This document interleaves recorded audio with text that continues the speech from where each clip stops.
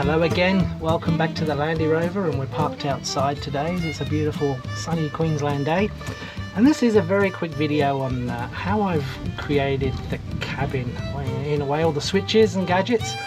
Land Rovers in 1960 really didn't have many features to them. They were pretty simple machines, so I've built this from scratch. It's only loosely tied in at the moment, or screwed in at the moment.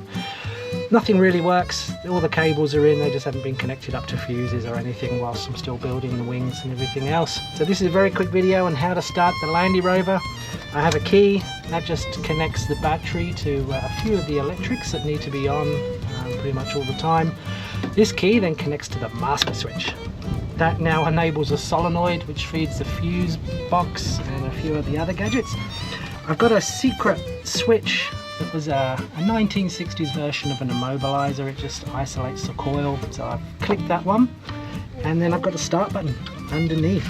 Very simple. And there's the Land Rover, here she goes.